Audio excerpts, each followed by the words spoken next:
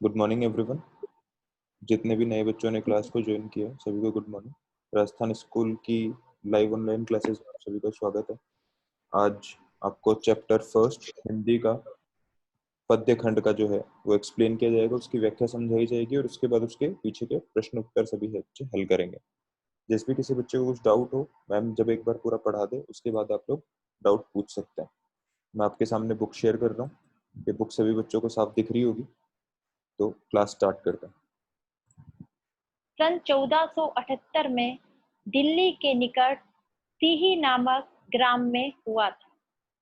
कुछ विद्वान आगरा मथुरा के बीच स्थित रुनकता नामक गांव को भी इनका जन्म स्थान मानते हैं।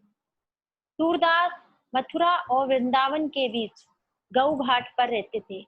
यही उनकी भेंट महाप्रभु बल्लभाचार्य से हुई और यही उनसे उन्होंने दीक्षा प्राप्त की। अतः उनके गुरु महाप्रभु बल्लभाचार्य माने जाते हैं। आइए अब हम पढ़ते हैं इनकी रचनाएं इनकी 3 रचनाएं हैं, जिनमें पहली रचना है सूर सागर। सूर सागर यह श्री कृष्ण की विविध लीलाओं पर आधारित है और इसमें कृष्ण का बाल वर्णन और भ्रमर गीत संग्रहित है। इसके बाद उनकी जो दूसरी रचना है वह है सूर सारावली। इसमें वल्लभाचार्य के पुष्टि मार्ग से संबंधित विशेष पद संकलित है। इसके बाद तीसरी जो रचना है वह है साहित्य लहरी।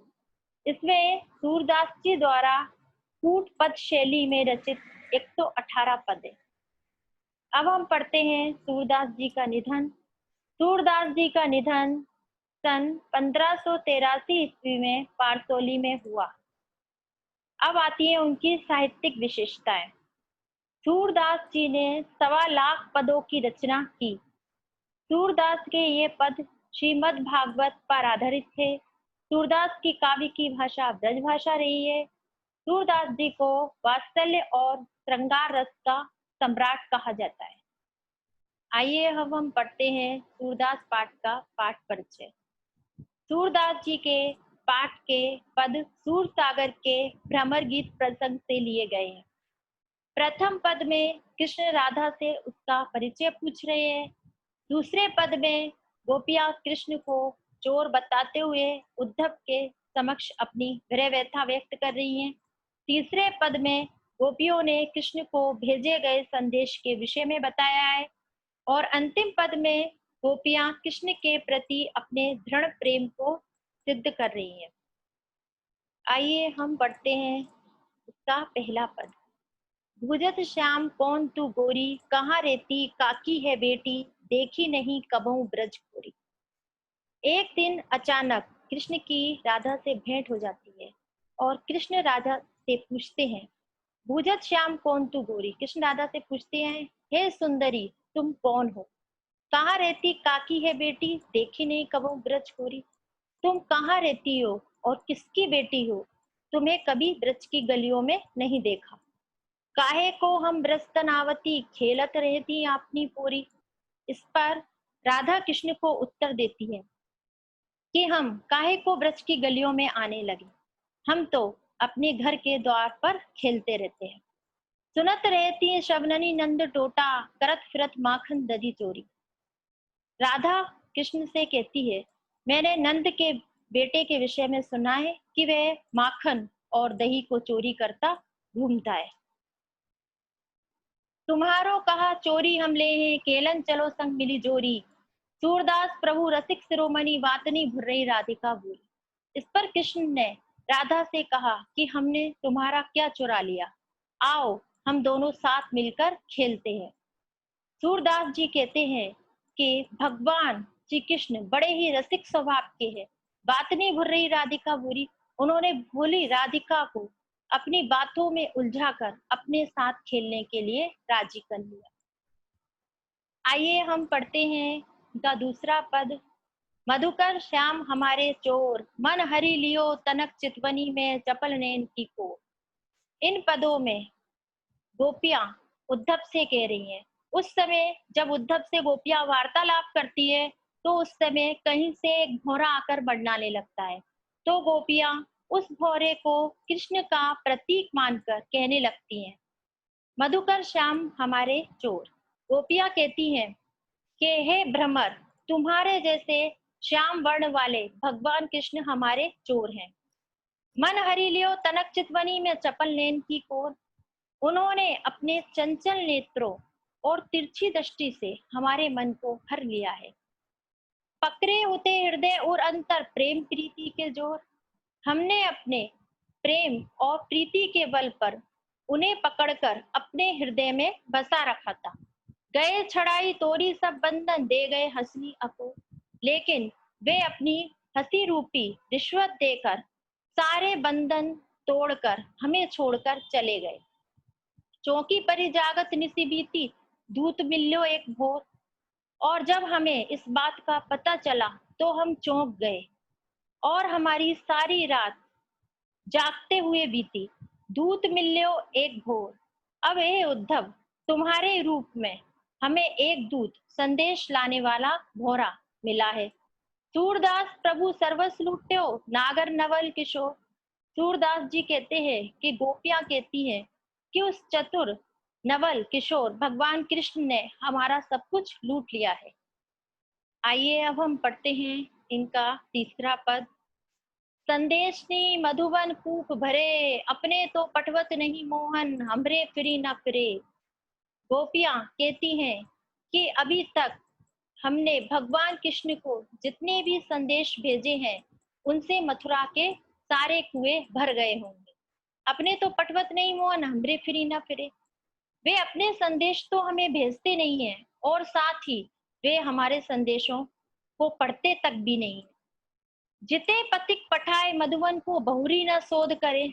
हमने जितने भी राहगीर पथिक संदेश लेकर भेजे थे, बहुरी न शोध करे, वे वापस लौटे ही नहीं। के वे श्याम सिखाई प्रमोदे, के वहु बीच मरे।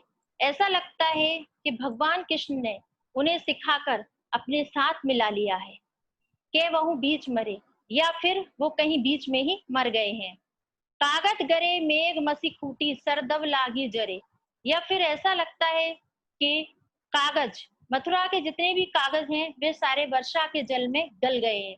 मसी खूटी, मथुरा की सारी स्याही समाप्त हो गई है। सरदब लागी जरे, या फिर ऐसा लगता है कि कलम बनाने वाले सरकंडे के वनों में आग लग गई है। सेवक सूर लिखन को आंधो, पलक कपाट अरे। या फिर ऐसा लगता है कि भगवान कृष्ण का संदेश लिखने वाला जो सेवक था वह अंधा हो गया है। उसके नेत्रों के पलक रूपी कपाट नहीं खुल रहे हैं, जिससे हमारे संदेश भगवान कृष्ण तक नहीं पहुंच पा रहे। आइए अब हम पढ़ते हैं इनका चौथा पद, जो कि अंतिम पद है। ऊधो मनमाने की बात, दाग छुआरा छाड़ी, अमृत फल विष कीरा विष खात। इन पंक्तियों में गोपियां उद्धव से कहती है, हे उद्धव, हम तो हमारे मन की बात मानते हैं। दाग छुआरा छाड़ी, अमृत फल विष कीरा विष खात। दाग छुआरा जैसे अमृत फल को छोड़कर विष का जो कीड़ा होता है वह विष को ही खाता है। जो चकोर को देई कपूर को, तजी अंगर अघात। जिस प्रकार से जो चकोर पक्षी होता है वह कपूर जैसे सुगंधित पदार्थ को छोड़कर अंगारों को खाता है। मधुप करत घर फोरी काट में, बंधत कमल के पास। मधुप यानी भौरा लकड़ी में छेद करके उसको अपना घर बनाता है, बंधत कमल के पास। लेकिन वही भौरा कमल की पंखुड़ियों में बीच में फंस जाता है। जो पतंग हित जानी आपनो, दीपक सो लपटार।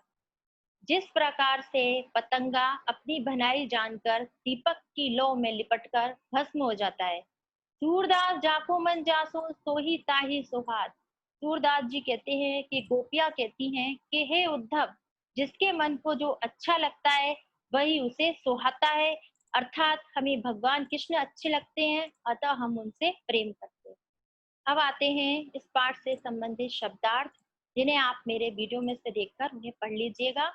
उसके बाद है इस पाठ से संबंधित वस्तुनिष्ठ प्रश्न, जिसमें पहला वस्तुनिष्ठ प्रश्न है, दूत मिल्यो एक भौर से आशय है। इसमें 4 ऑप्शन है, जिसमें जो घ नंबर का ऑप्शन है उद्धव, वह इसका सही उत्तर है। इसके बाद दूसरा है नागर नवल किशोर, विशेषण किसके लिए आया है? इसका सही उत्तर है कृष्ण। के बाद आते हैं अति लघुतरात्मक प्रश्न, जिसमें तीसरा प्रश्न है कृष्ण गौरी संबोधन किसके लिए कर रहे हैं? तो इसका उत्तर है कृष्ण गौरी संबोधन राधा के लिए कर रहे हैं। चौथे नंबर का प्रश्न है सारे बंधन तोड़कर कौन कहाँ चला गया है? तो इसका उत्तर है कि सारे बंधन तोड़कर श्री कृष्ण मथुरा चले गए। के बाद पांचवा प्रश्न है गोपियों को भ्रमर के रूप में कौन सा दूत मिला? गोपियों को भ्रमर के रूप में उद्धव मिले, जो कि श्री कृष्ण के मित्र थे। इसके बाद छठा और अंतिम प्रश्न है श्याम ने किसको सिखाकर वश में कर लिया है? श्याम ने गोपियों के द्वारा संदेश लेकर जाने वाले पथिकों को सिखाकर अपने वश में कर लिया है। आज का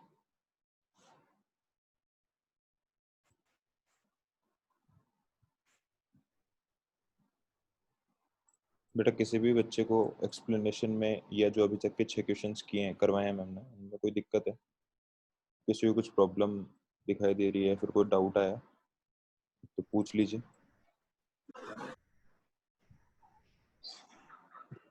हाँ सानिया, कुछ पूछना है? मैं आपको बाकी के जो क्वेश्चन आंसर्स हैं वो भी भिजवा दूंगा। अभी तक अगर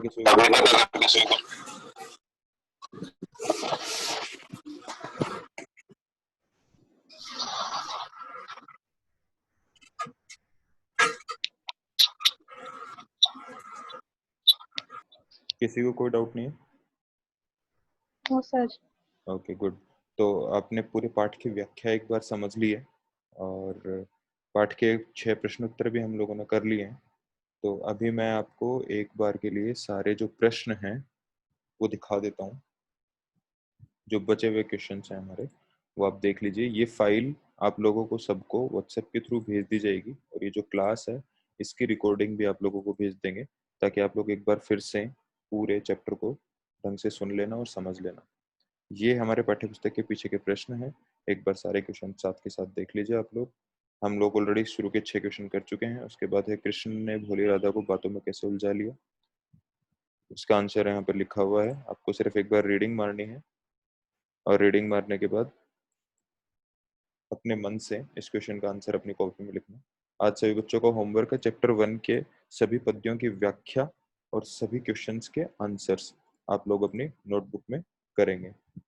आंसर्स आप लोगों को सभी क्वेश्चंस के दिखा दिए हैं ऑलरेडी। इससे आप एक बार आइडिया ले लेना है किस प्रकार से आंसर लिखना है और फिर अपने नोटबुक में आप लोग इसे उतारेंगे।